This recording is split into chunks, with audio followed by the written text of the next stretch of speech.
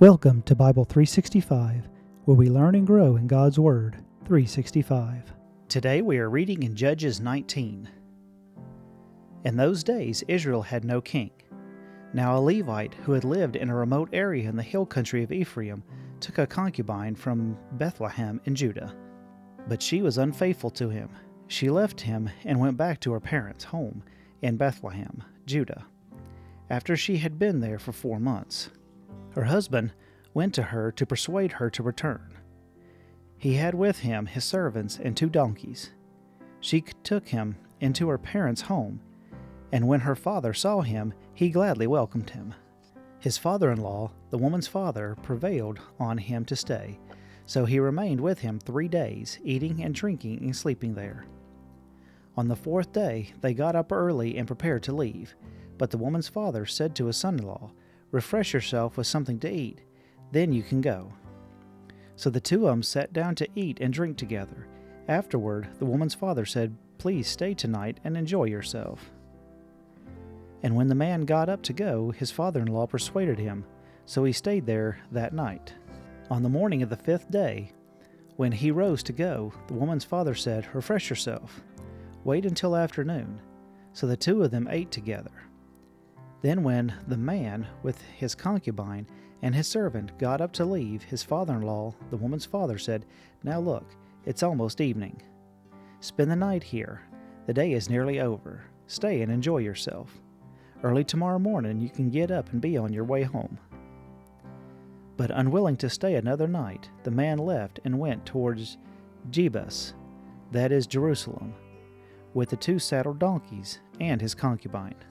When they were near Jebus, and the day was almost gone, the servant said to his master, "Come, let's stop at the city of the Jebusites and spend the night."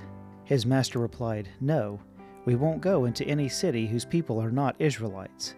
We will go on to Gibbeth."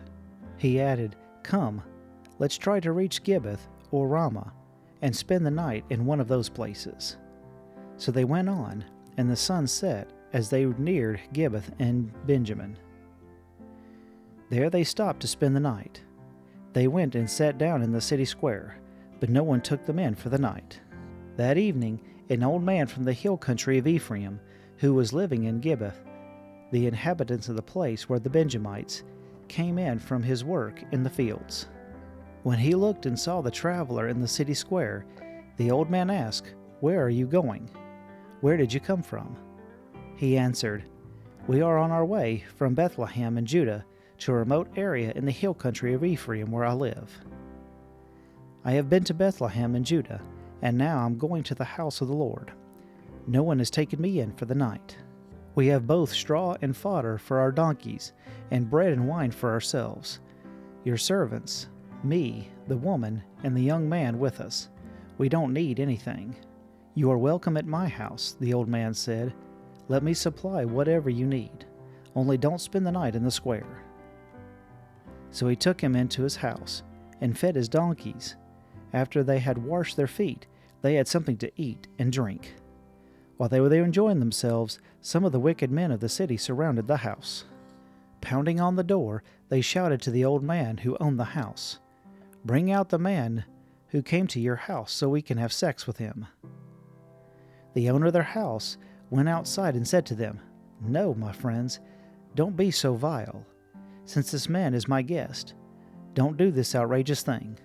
Look, here is my virgin daughter and his concubine.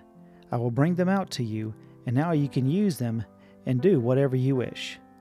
But as for this man, don't do such an outrageous thing." But the men would not listen to him.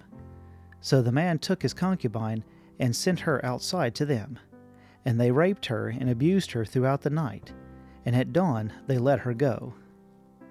At daybreak the woman went back to the house where her master was staying, fell down at the door, and lay there until daylight.